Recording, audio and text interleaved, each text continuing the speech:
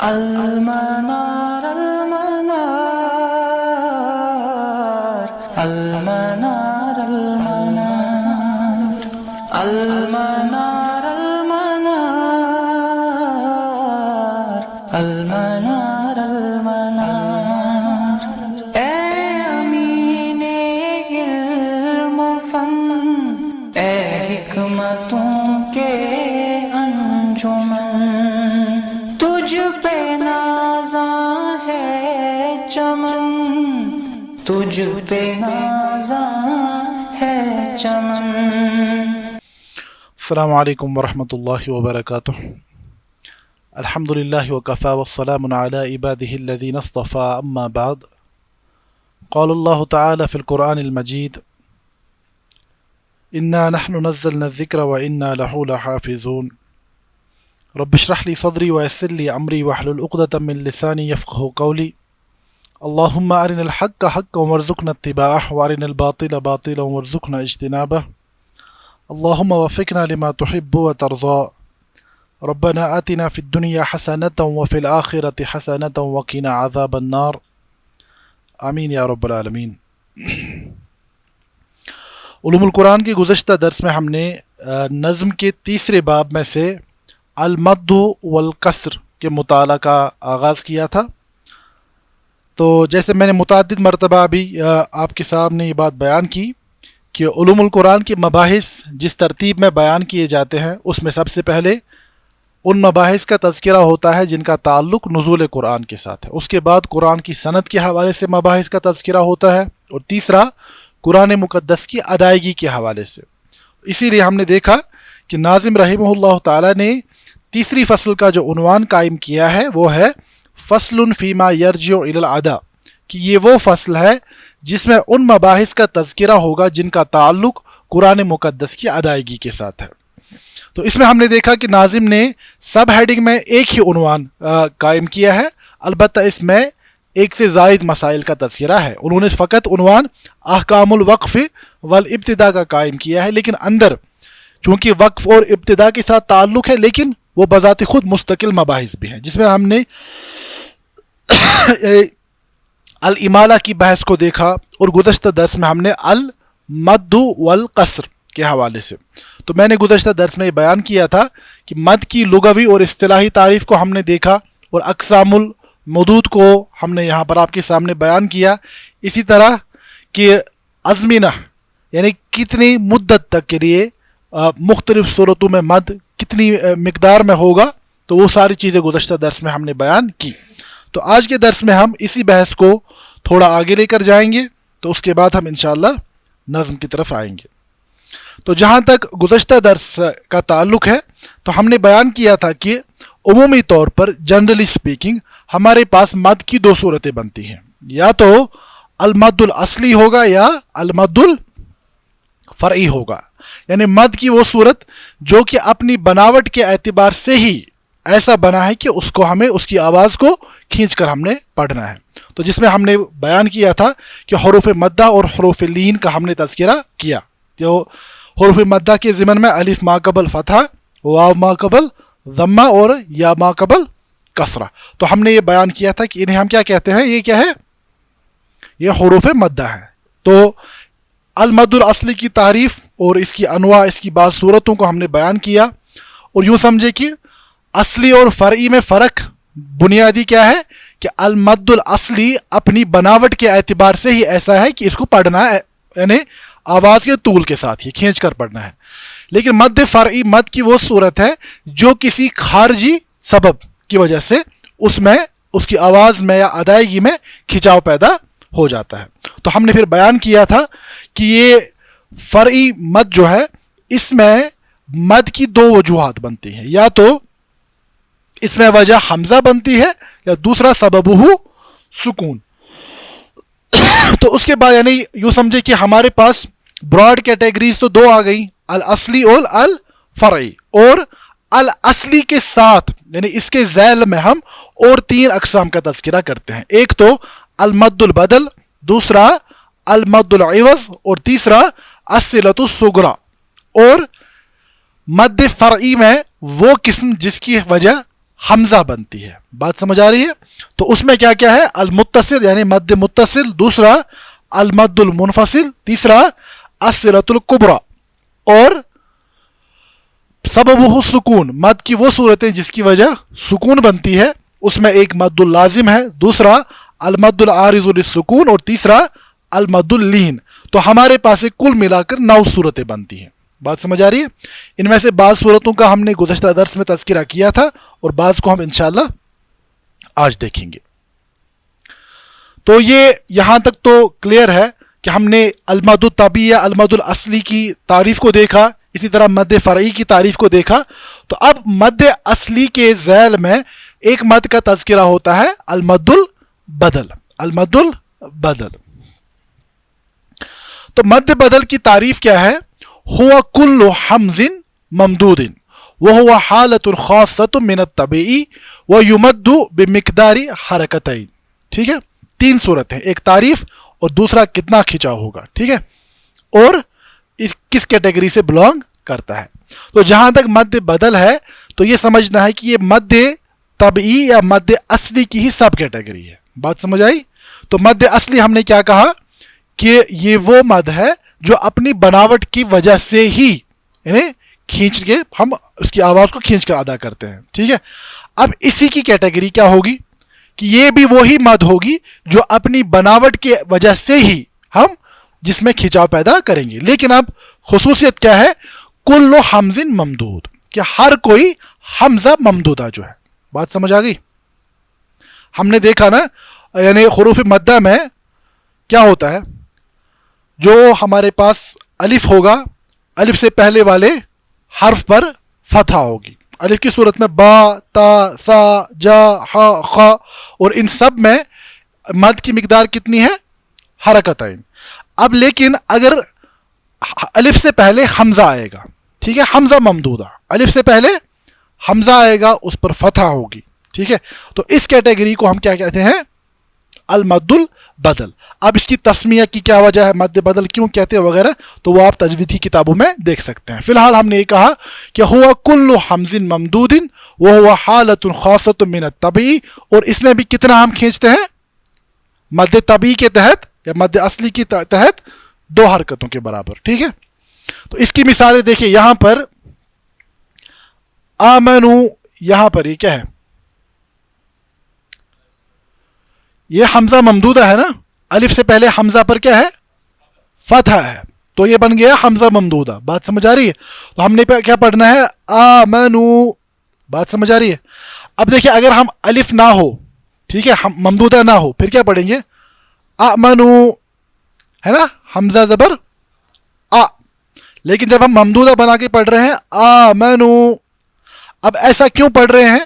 تو ہم نے یہ کہا تھا کہ مد اصلی کے تحت جو بھی صورتیں آتی ہیں ان کی وجہ یہ ہے کہ عرب ایسے ہی ادا کرتے ہیں، کیونکہ کوئی خارجی وجہ، یہ جو مد ہوتی ہے مد اصلی، عربوں کے یہاں ادائیگی ایسے ہی ہوتی ہے.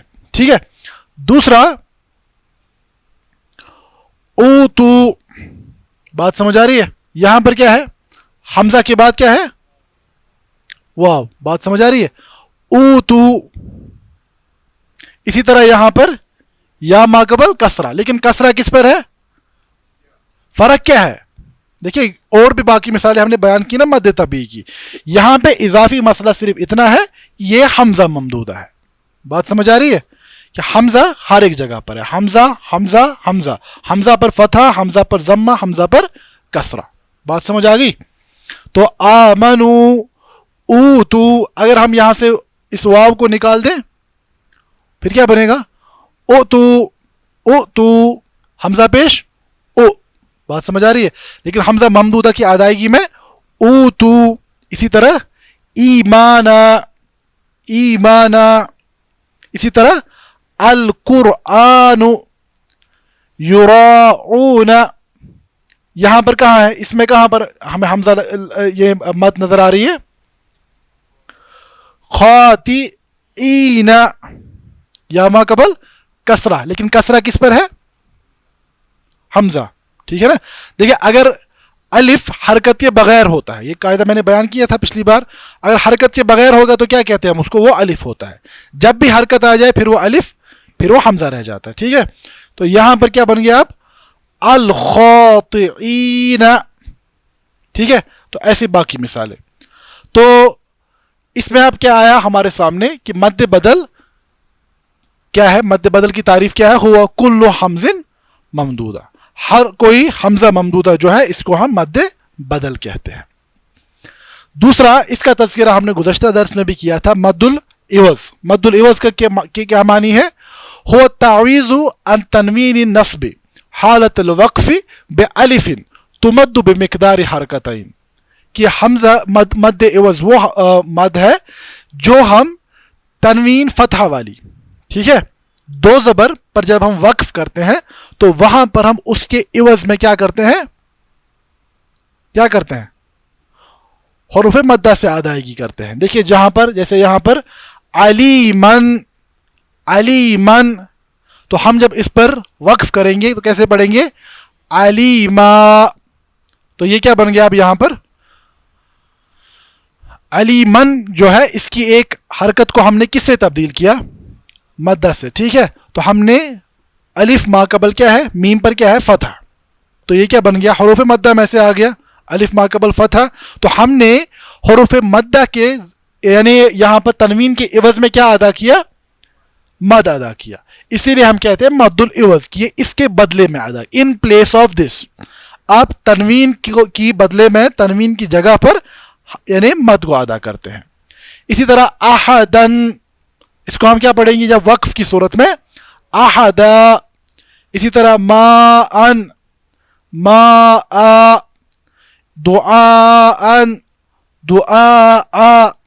تو یہ ہم سب تعریف کے اعتبار سے کیا ہے کہ ہم مد العوض تنوین فتح والی جو ہے تو اس کے عوض میں جب اس پر وقف کرتے ہیں تو تنوین کے عوض میں ہم ایک حرکت کے عوض میں مد کو ادا کرتے ہیں.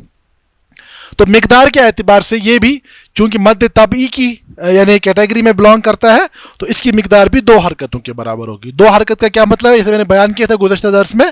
با با، با زبر با، با زبر، جتنی دیر میں ہم یہ دو بار یہ حرف ادا کریں گے اتنا ہی. با با با با، دو حرکتیں ہو گئی. ٹھیک ہے، تو ہم نے پچھلی بار بیان کیا تھا کہ یہاں پر ہمارے پاس مقدار کا جو پیمانہ ہے، جیسے ہم نے یہ سمجھایا تھا کہ آپ کو سیب خریدنے ہیں، وہاں پر کیا پیمانہ ہے؟ اتنے کلو، 2 کلو، 3 کلو، 4 کلو، تب جا کر آپ کے پاس سٹینڈرڈ ویٹس ہوتے ہیں، آپ اتنا تولتے ہیں. اسی طرح یہاں پر کتنا ہم کھینچیں گے، کیونکہ کھینچنے کی کوئی حد نہیں ہو سکتی ہے. ٹھیک ہے، اب یہاں پر گانا بجانے کی صورت میں قرآن کو معاذ اللہ گانے کی صورت میں ادا کرنا اور قرآن کو تجوید کے قواعد کے مطابق ادا کرنے میں خود فرق پیدا ہو جائے گی. جو گانے کی طرح قرآن پڑھیں گے معاذ اللہ، اور جو کہ حرام فعل ہے، وہ خاموں کھا کے مد کھینچتے جائیں گے جہاں پر مد کی کوئی گنجائش ہی نہ ہو، بلکہ بس کبھی کبھار جہاں پر مد کرنا ممنوع ہو تو جب محض انسان ترنم کو قرآن کی ادائیگی سمجھے گا تو وہ کبھی کبھار ان غلطیوں کا ارتکاب کر سکتا ہے. تو یہ تو ہوئی ابھی تک ساری قسمیں کس چیز کی. اس میں اب خالی الصلۃ الصغریٰ بچتا ہے تو اس کو ہم آگے چلتے ہوئے دیکھیں گے. دوسرے ہم نے مد فرعی کی اقسام بیان کی تھی کہ پہلے اس کی تعریف میں ہوا اطالۃ الصوت بحرف من حروف المد ثلاثہ، کہ مد یعنی حروف مدہ میں کھچاؤ پیدا کرنا. وَيَكُونُ مُتَوَقِّفًا عَلَى حَمْزٍ أَوْ سُكُونٍ، لیکن یہاں پر کھچاؤ کی وجہ کیا ہوگی؟ مد کی وجہ کیا ہوگی؟ یا تو حمزہ ہوگا یا سکون ہوگا. ٹھیک ہے، تو اس کے بعد اس کی 5 صورتیں جو ہیں متصل، منفصل، بدل، لازم اور العارض للسکون، اور چھٹی مد اللین کو بھی جوڑ دیجیے. اس میں سے پہلی ہے المد الجائز المنفصل. ٹھیک ہے، مد الجائز المنفصل، اس کو دیکھیں، یاد رکھیں اچھے سے. ٹھیک ہے، یہ مد کی وہ صورت ہے ہوا ان یاتی حرف المد آخر الکلمۃ الاولی وحمزۃ القطع فی اول الکلمۃ التی تلیہا. یہ مد کی وہ صورت ہے جہاں پر حروف مدہ ایک کلمے کے آخر پر ہو اور دوسرا کلمہ جو اس کے بعد ہوگا تو وہاں پر حمزہ قطع ہو. بات سمجھ آ رہی ہے؟ یہ मद जो पूरी खिंचाव जो होता है, इसकी मिसाल दी हुई है मैंने, जो पूरा खिंचाव इसमें पैदा होता है ये दो कलिमों के जुड़कर, यानी जब हम इनको मिलाकर वसल के साथ पढ़ते हैं तब जाकर ये मद हम अदा करते हैं। मिसाल के तौर पर देखिए यहाँ पर बीमा, ठीक है, यहाँ पर ये जो माँ है ना, यहाँ पर हमारे पास हुरूफ मद्दा है ना, अलिफ मा कबल फतहा, ठीक है।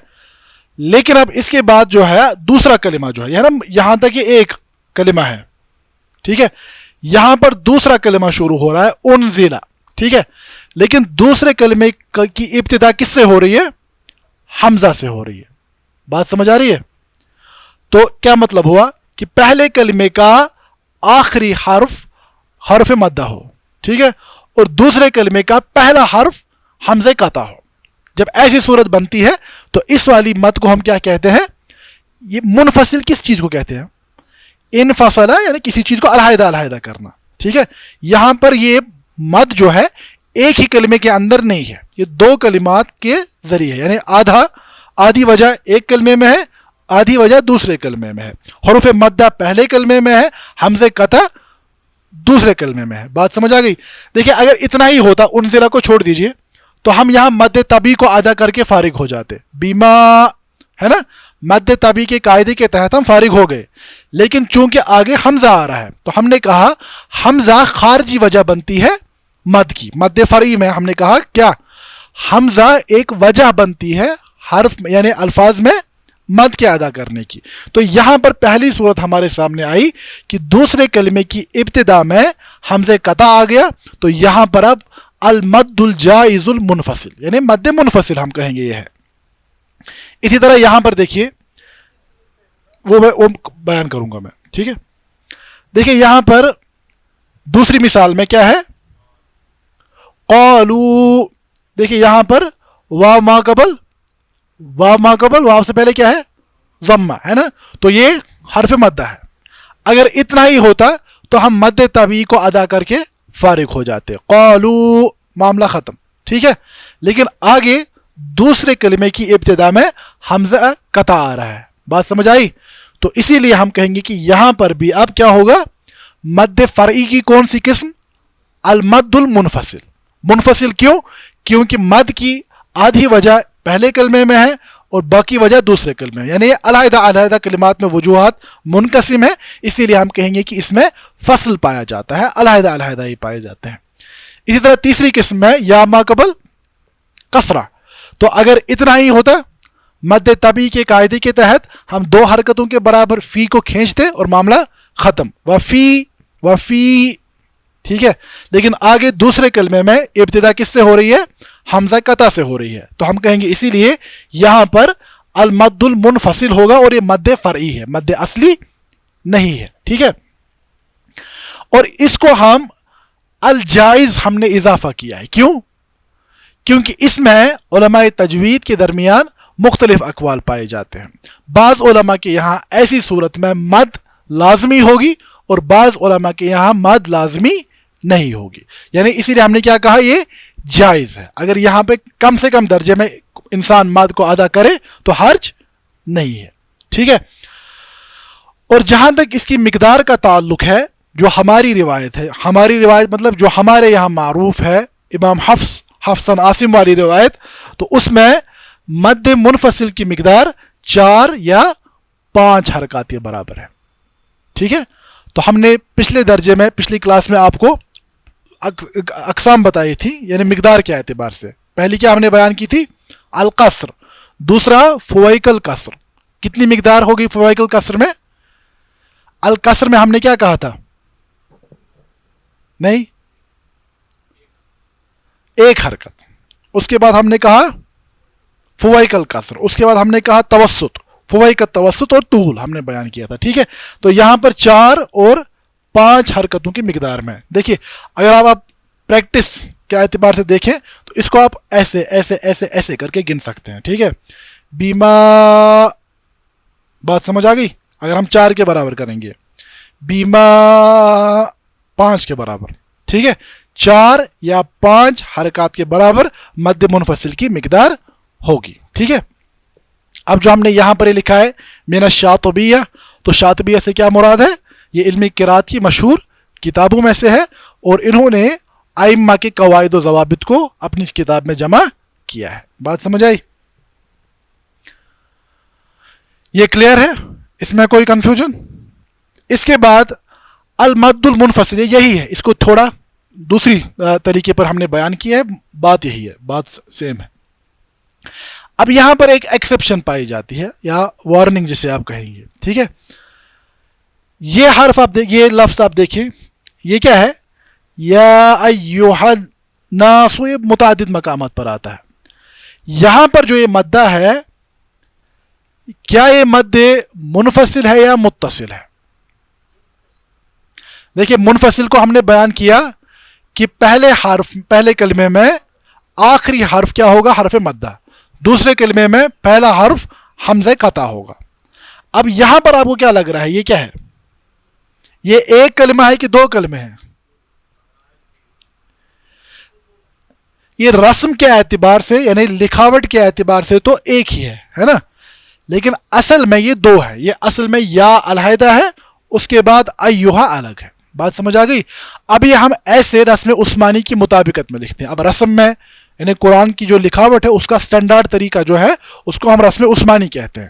اب اس میں ایسے کیوں لکھا جاتا ہے، کیا وجہ ہے، کیوں جوڑ کر لکھا گیا، وہ بالکل ایک علیحدہ فن ہے، علیحدہ علم ہے. ٹھیک ہے، تو فی الحال ہمارے لیے جو جاننا ہمارے موضوع کے اعتبار سے ضروری ہے وہ یہ ہے کہ یہاں پر جو یہ مدہ ہے یہ مد منفصل ہے.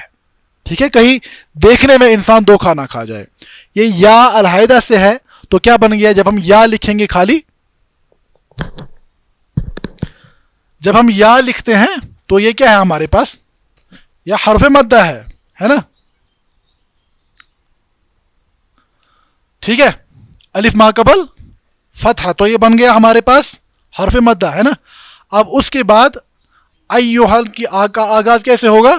حمزۃ القطع سے. ٹھیک ہے، تو ہم نے دیکھا یہاں پر پہلے کلمے کے آخری حرف میں کیا ہے؟ حرف مدہ ہے، اور دوسرے کلمے کے آغاز میں حمزۃ القطع ہے. تو اسی لیے ہم کہیں گے یہاں پر بھی کیا ہوگا؟ یہاں پر المد جائز المنفصل. ٹھیک ہے، اور اس کی مقدار امام حفص عن عاصم کی روایت میں 4 سے 5 حرکتوں کے برابر ہوگی. بات سمجھ آ رہی ہے؟ اسی طرح یہ دوسری مثال بھی جو ہے یا اولی الالباب، اسی طرح ہا یہ حرف تنبیہ میں ہے، ہا یہ ہا علیحدہ سے ہے، اس کے بعد انتم ہے. بات سمجھ آ گئی؟ تو اس کو آپ مد متصل نہ سمجھے، یہ مد منفصل کی صورت ہے. ٹھیک ہے،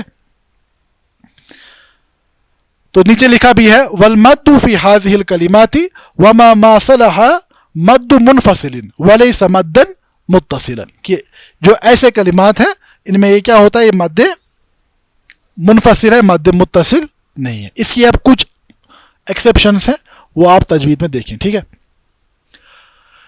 اس کے بعد دوسرا کیا ہے؟ المد الواجب المتصل. وہاں ہم نے کہا جائز، کریں گے تو اچھی بات ہے، نہیں کریں گے تو بعض قراء کے یہاں وہ بھی جائز ہے. ٹھیک ہے، لیکن اب جو یہ مد ہے المد المتصل، یہ کیا ہے؟ واجب. اس میں یہ اتفاق کی مد ہے. وہ کیا ہے؟ تعریف کیا ہے اس کی؟ ہوا ان یاتی حرف المد وبعدہ حمزۃ فی الکلمۃ نفسها. اس میں اور اس میں ہلکا سا فرق ہے. وہ کیا ہے کہ یہاں پر حرف مدہ اور حمزہ ایک ہی کلمے میں آتے ہیں. بات سمجھ آئی؟ وہاں پر حرف مدہ پہلے کلمے کا آخری حرف تھا اور حمزہ قطع دوسرے کلمے کا پہلا تھا، لیکن یہاں پر ایک ہی کلمے کے اندر حمزہ یعنی حرف مدہ بھی ہے اور حمزہ قطع بھی ہے. دیکھیں یہاں پر جو ہے یہ کیا ہے؟ وجاء. ٹھیک ہے، یہاں پر الف ما قبل ضمہ ہونے کی وجہ سے ہمارے پاس حرف مدہ ہے. ٹھیک ہے، اب اس کے بعد اسی کلمے یہ ہے نا وجاءکم، یہ پورا ایک ہی کلمہ ہے، حمزہ بھی اسی کلمے کا حصہ ہے. ٹھیک ہے، تو ہم کہیں گے حرف مدہ اور حمزہ جب ساتھ ساتھ ہیں، ان میں اتصال ہے. ٹھیک ہے، یہ ساتھ ساتھ ہیں، تو اسی لیے ہم کہیں گے یہ مد متصل ہے، منفصل نہیں ہے، مد متصل ہے. اسی طرح سوء العذاب، یہاں بھی کیا ہے؟ واو ما قبل ضمہ، تو بن گیا حرف مدہ، اس کے ساتھ ہی اسی کلمے کا حصہ کیا ہے؟ حمزہ قطع. بات سمجھ آ گئی؟ تو اسی لیے یہ بھی ہم کیا سمجھیں گے، یہ ہے مد متصل. فرق کیا آ گئی اب دو میں، اس میں حمزہ دوسرے کلمے میں ہے، یہاں پر حمزہ اور حرف مدہ ایک ہی کلمے کے حصے ہیں، اتصال ہے، اسی لیے ہم کہیں گے کہ یہ مد متصل ہے. اور اس مد کے متعلق علماء کے یہاں یہ ہے کہ اس میں کھنچاؤ پیدا کرنا، اس کو کھینچ کر ادا کرنا یہ واجب ہے. وَيُقَالُ لَهُ الْمَدُّ الْوَاجِب، اور اس کو مد واجب اس لیے کہتے ہیں لِوُجُوبِ تَطْوِيلِهِ عِنْدَ الطَّبْعِي لِكُلِّ قُرَّةٍ، ہر کسی قاری کے نزدیک اس میں مد کے ساتھ ادا کرنا لازم ہے. ٹھیک ہے. اور ہماری جو روایت ہے حفص عن عاصم، میں بار بار ہماری روایت کیوں کہہ رہا ہوں، کیونکہ ہمارے قرآن پڑھنے کا تو یہ طریقہ ہے. باقی جو یعنی ہمارے پاس روایتیں ہیں ان میں بعض صورتوں میں کسر ہوگا، بعض صورتوں میں طول ہوگا، بعض صورتوں میں توسط ہوگا، وہ ہم انشاءاللہ دیکھیں گے. ابھی ہم کانسیپٹ لے رہے ہیں اور حفص عن عاصم والی روایت میں کیا ہو رہا ہے اس کو دیکھ رہے ہیں. ٹھیک ہے. تو المد الواجب کی صورت میں بھی یعنی امام حفص کے نزدیک اس کی مقدار 4 یا 5 حرکتوں کے برابر ہوگی. لیکن پہلی اور یعنی مد منفصل اور مد متصل میں فرق صرف اتنا ہے، وہاں پر حمزہ کلمے سے خارج پایا جاتا ہے، یہاں کلمے کا حصہ بن کر پایا جاتا ہے. وہاں پر بعض علماء کے نزدیک ادا کرنا ٹھیک ہے اور بعض کے نزدیک ضروری نہیں ہے، اسی لیے ہم نے کہا کہ وہ کیا ہے، وہ جائز ہے. لیکن یہاں پر یہ اتفاقی مسئلہ ہے کہ مد متصل جو ہے یہ اس کو ادا کرنا واجب ہے ہر کسی قاری کے نزدیک. ٹھیک ہے. اب اس کے بعد مزید جو قسم بنتی ہے مد الصلہ. مد صلۃ بولتے ہیں کسی چیز کو جڑنے کی وجہ سے. ٹھیک ہے.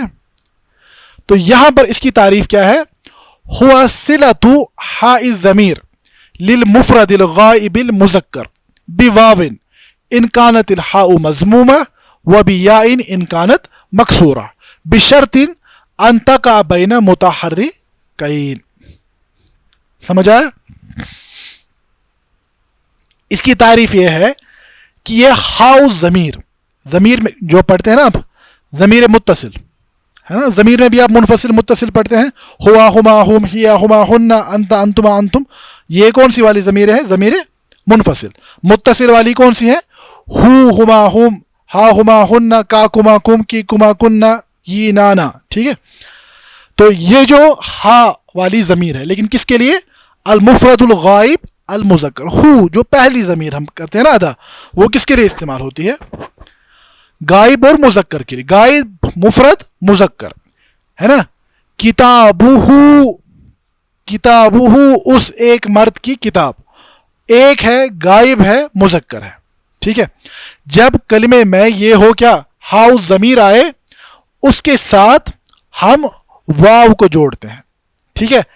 ان کانت الحاء مضمومہ، اگر کہ ہا پر کیا ہو، ہاؤ ضمیر پر کیا ہو، ضمہ. بات سمجھ آ رہی ہے. اور یا کی وجہ سے اگرچہ یا ہا پر کیا ہو، کسرہ. اب دیکھیں اگر آپ یہاں واو جوڑیں گے تو یہ حرف مدہ بن جائے گا. بات سمجھ آ رہی ہے. واو ما قبل کیا ہے، ضمہ. یہاں پر یا ما قبل کیا آئی، کسرہ. یہ یہاں پر تھی نہیں اصل میں. بات سمجھ آ رہی ہے. یہ خارجی طور پر ہم نے اس میں داخل کر دی. ٹھیک ہے. دیکھیے یہاں پر آپ لوگ اس کو پڑھیں، اس آیت کو،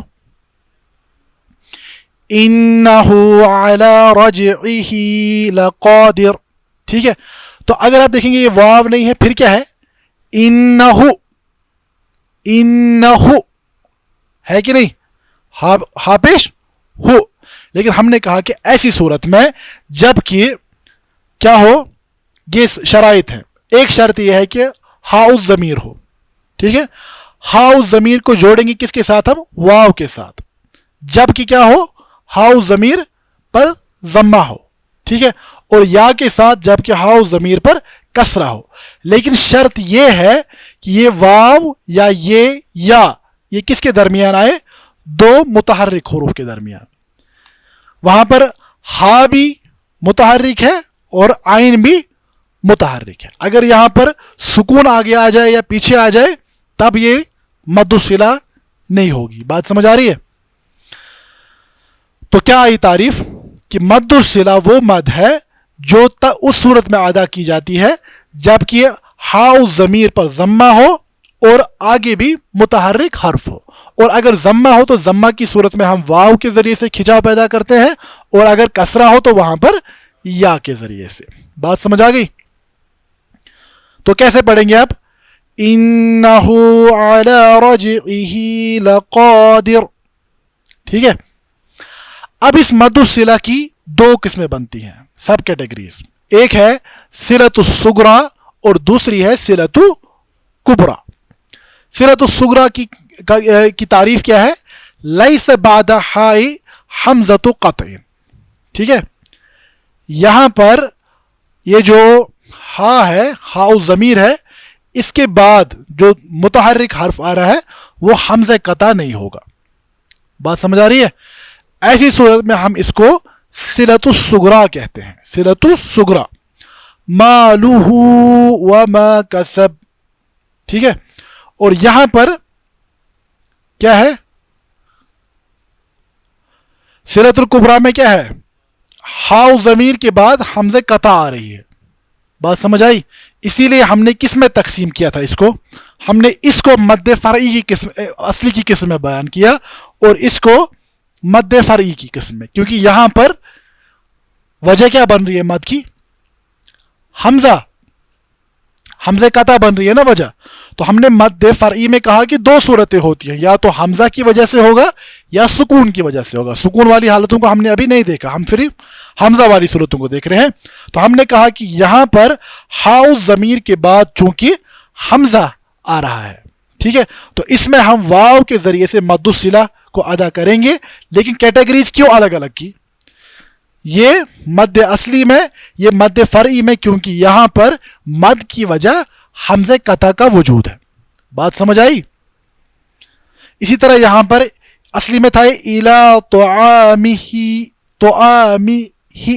اِلیٰ طعامہ حاضر ہی، لیکن جب ہم اس کو اتصال کے ساتھ پڑھیں گے اِلیٰ طعامہ انا، ٹھیک ہے۔